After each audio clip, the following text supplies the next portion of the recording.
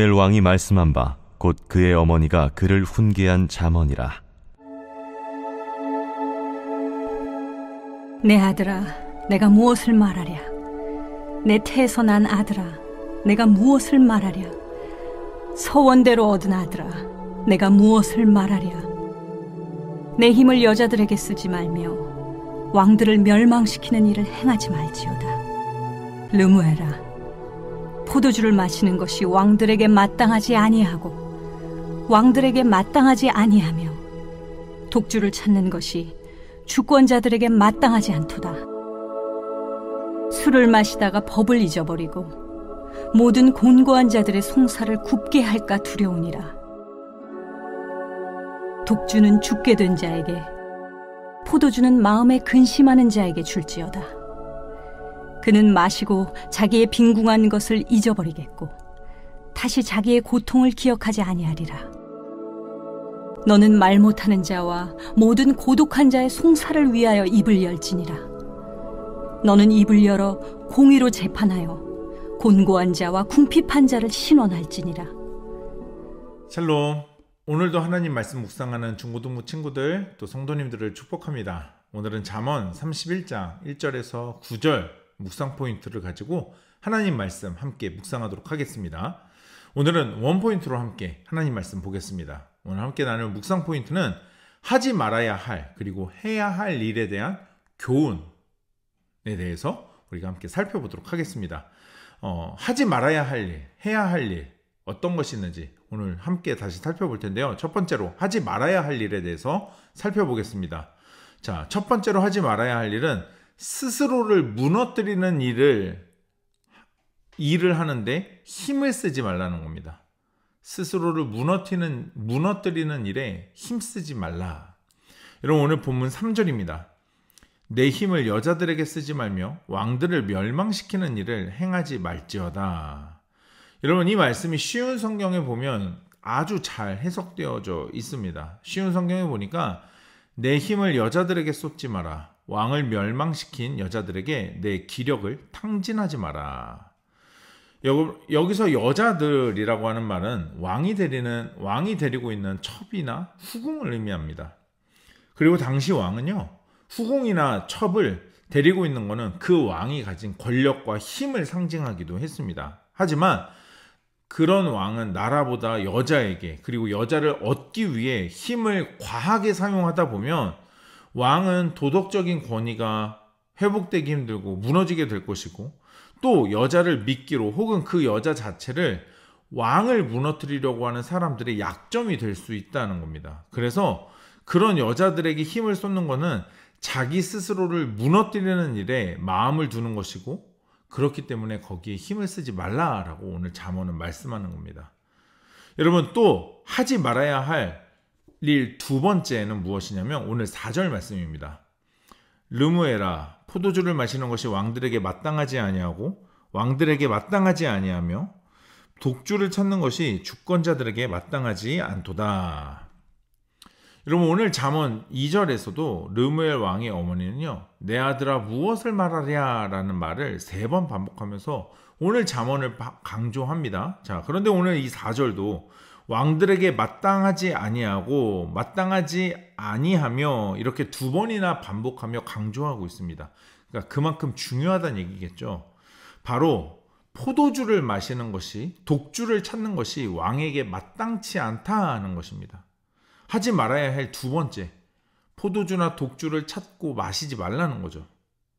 자, 그 이유를 이어지는 말씀에 보면 5절에 잘 나와 있습니다. 5절, 술을 마시다가 법을 잃어버리고 모든 공고한 자들의 송사를 굽게 할까 두려우니라. 여러분, 법을 잊는다는 건 지켜야 할 기준과 가치를 지키지 못한다라는 뜻입니다. 그래서 독주와 포도주를 마시고 찾으면 곤고한 자, 억울하고 고통스러운 자들에 대한 판단과 소송을 그 왕이 잘못하게 될 것이기 때문에 그것으로부터 멀어지라는 말씀이에요. 여러분, 왕은요, 공정한 법 집행을 위해서 살아가야 합니다. 그렇지 않으면 우리가 앞에 잠언에서도 우리가 계속 보았지만 그 왕은 그 나라를 온전하게 세울 수 없습니다. 자, 그렇다면 우리가 해야 할 일은 무엇일까요? 해야 할 일. 자, 오늘 8절을 보겠습니다. 너는 말 못하는 자와 모든 고독한 자의 송사를 위하여 입을 열지니라. 여러분, 앞에서 본 포도주나 독주에 대한 말씀의 반대의 말씀이죠. 말 못하는 자, 단지 이 말은 벙어리를 의미하는 게 아니라 사회적인 약자여서 자신을 제대로 변론할 수 없는 사람들을 의미합니다. 자, 그런 사람들을 파악하고 헤아리고 그들을 위해 입을 열어야 한다라고 말씀하세요. 자, 또 이어지는 말씀 9절입니다. 너는 입을 열어 공의로 재판하여 공고한 자와 궁핍한 자를 신원할지니라. 여기서 곤고한 자, 비참하고 어려운 상황의 사람과 가난한 자를 공의와 의로움과 발음으로 신원하라는 겁니다. 재판하라는 거예요.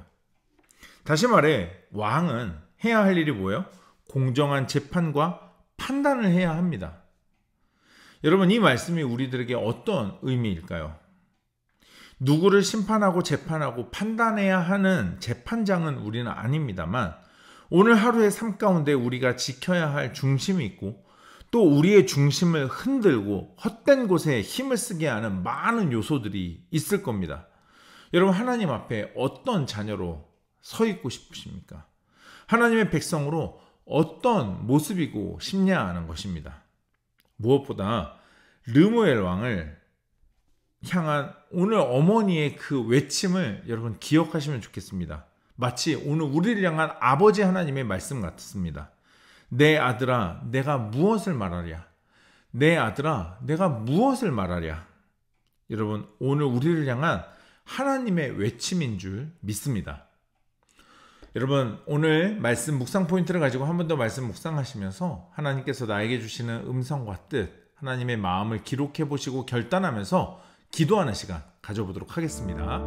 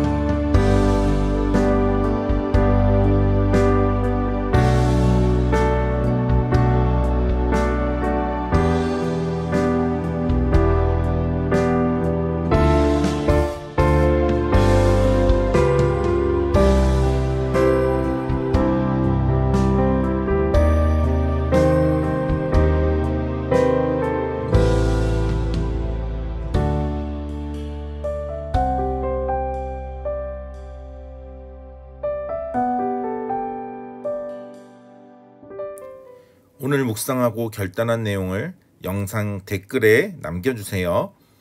오늘 영상은 여기까지입니다. 오늘 하루도 하나님 말씀으로 믿음으로 승리하는 하루 됩시다. 샬롬.